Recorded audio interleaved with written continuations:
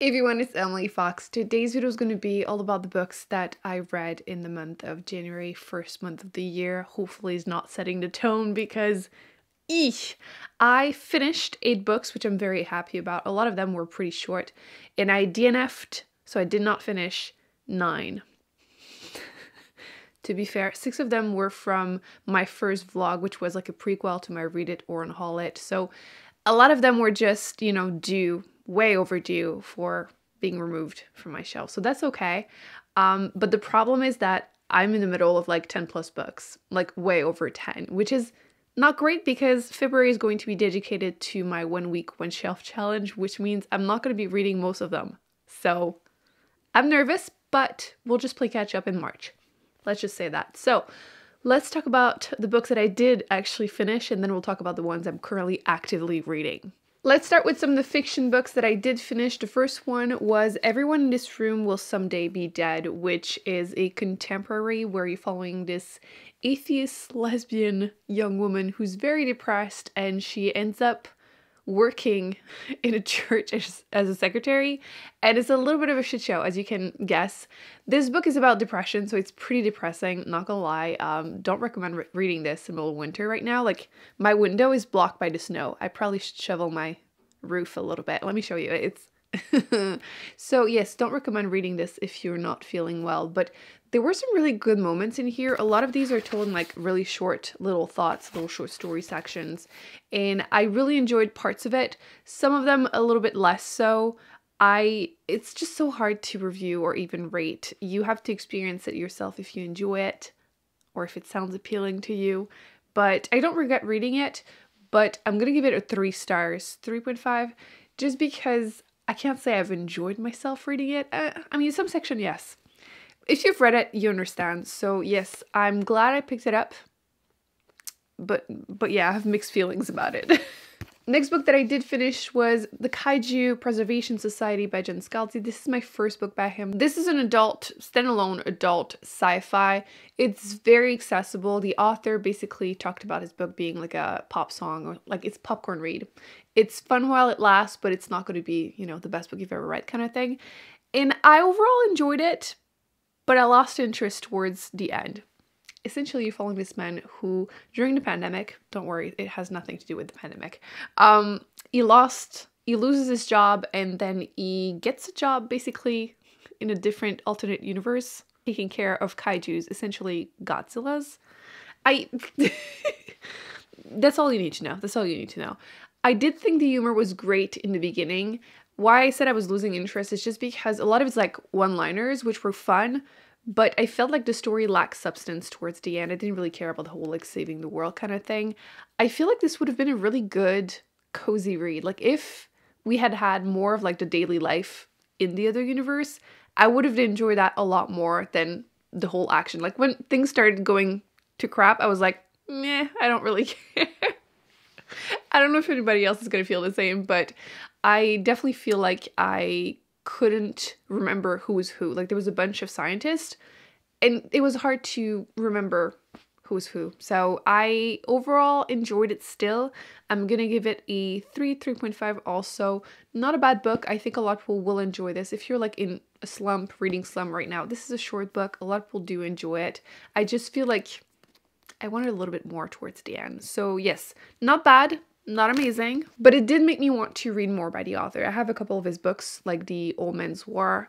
I keep forgetting I own that book. Like I have a whole trilogy somewhere, and I will be reading it one day. I also finished some nonfiction, which is one of my challenges this year, to try and finish some. The first book actually I finished in a month was entitled How Male Privilege Hurts Women by Kate Manne. This was my first book by her, and she has quite a few that I want to read, like Down Girl, I believe. She talks a lot about misogyny, sexism, and how it affects the way society is. And in this one, obviously, she talks about entitlement. I did overall really enjoy it. I feel like it's quite quotable. And she talks about like empathy, which I think a lot of people would resonate with that. How like often you'll see like powerful privileged boys and men who commit sexual violence or engage in other misogynistic behavior, and they receive more sympathy and concern over the female victim. Right? So yes, it is very US centric. the author is from the US, so just keep that in mind. But I overall did really enjoy it. I would give it a 4 stars. Will definitely be checking out more by the author. The first audiobook I finished this month was Toxic Positivity. I was very curious because I feel like that's something you're seeing more and more, people telling you, you know, if you're going through something, they're like, oh, you know, people have it worse. You literally just can't have a bad day, basically. People are just giving you empty words, trying to like shut you up, basically. What I appreciate is that the author is a psychologist herself, so she used examples of her clients and then, you know, gave them the opportunity to let people know what they would have preferred to hear, which I think was really useful. And I overall thought this was very readable. It's very short. I think it was about like 6.5 hours or something like that. So if you are looking for a quick nonfiction to pick up, I thought it was good. I would also give it a 4 stars. Then I listened to The Maid, which is the winner in the mystery thriller section for the Goodreads Choice Award of 2022. My goal is to try to read some of them so I can do my own award show a year later and let you know if I thought it deserved to win. And for the mystery thriller section, since it was the winner, I picked it up even though I kept seeing really bad reviews of it, but it won. So I was, how bad can it be? Bad. Bad. So you have the main character who is probably on the spectrum. The author purposely doesn't mention anything, like no label, and she works as a maid, and one day during work she finds the body, the dead body of a client that is very rich. So, you know, there's an investigation, she's being accused, and like, my issue is that I feel like sometimes the way she was described was a little bit like almost condescending. Obviously, I'm not personally on the spectrum, so I can't really say if it was great representation, but it wasn't. I just felt like she was shown as kind of dumb at times when it was convenient, and then not when it was also convenient, and I didn't like it. It felt condescending. That's the best way I can describe it. I just found it kind of forgettable. I don't hate it as much as other people did. I feel like it was fine, but like, that's it. Like, it's a 2 stars. I will not remember reading this eventually, hopefully. But yeah, not my favorite. But so frankly, I do not understand why it won, but it was popular, so you might feel differently. Then I did my first Read It or Unhaul It of the year. This challenge is going to be a lot of fun, but oh my, was it... I think it's going to always be really chaotic because I'm picking up from the plastic bag a book that I haven't read that I own a physical copy of. And so every month for a week, I don't know what I'm going to be reading, and it's going to be anything. So the first edition was really fun. The comment section was by far my favorite place because you guys had tea about every single author, which was great because obviously I have no idea what I'm about to read, so I don't really have much context. So this one I DNF'd, no need to talk about it. I bashed it enough in that vlog. And then I read A Room of One's Own by Virginia Woolf, which was part of actually the pile of books, the classic books I really wanted to read this year, but I had no idea what this book was about. It's essentially an essay or 2 essays by Virginia Woolf about women and fiction. That's the team. She did some speeches about it. So I went into it knowing nothing except that I had heard great quotes. So I was looking forward to it. And I enjoyed parts of it. Some other ones less so. I do think that the concept of a room of one's own is really interesting. Essentially the way the author feels that women could finally, you know, write, since that's the theme of the book, the essay, they needed a room of their own. Not only physically, but also just the capacity to get some knowledge, travel, the freedom of it. And she essentially thought that all of that was reliant on money, basically having financial freedom, which I agree that this is a big part of having the possibility of writing. She was comparing it, she was talking about like the, you know, a fake sister to Shakespeare. Like she would have needed financial freedom to be able to create something like that. So all of that, I do agree with her. Where our opinions diverge is my modern take, because of course I'm looking at it through a 2023 lens.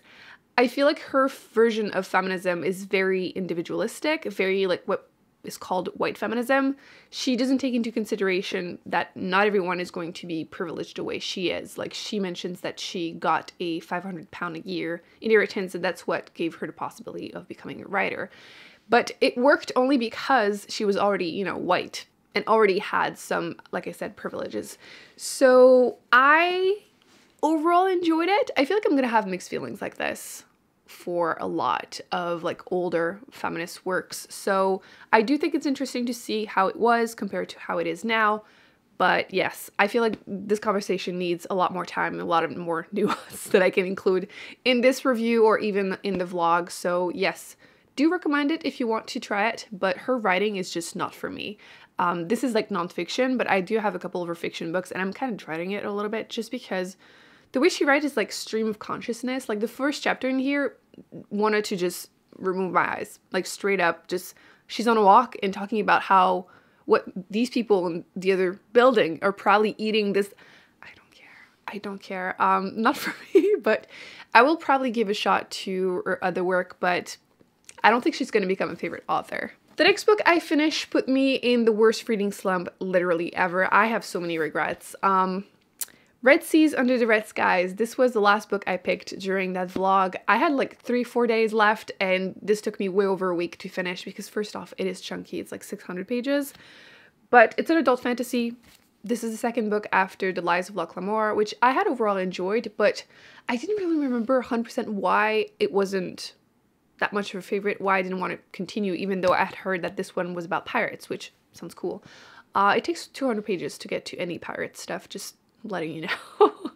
But the writing style of the author does not work for me. I feel like the conversations are fine, but like the rest feels very, very long. And even though it's an action-packed kind of heist book, it felt very slow-paced, like way too slow-paced to sustain my interest. And then I heard a lot of tea in the comment section from him about him and his wife. And I am feeling very comfortable not reading anything else by him now. So thank you. Finally, a fiction book that I did overall enjoy was Nettle and Bone.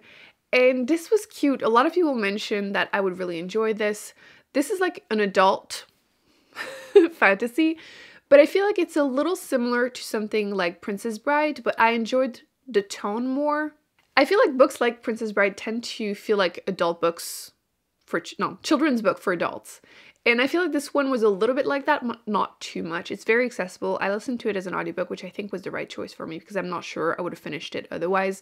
But as an audiobook, it was great. You have this woman, she's 30, although some of you mentioned that she doesn't always feel 30, which I agree, but she was very sheltered. She's like the third princess, and her oldest sister was married to a different prince.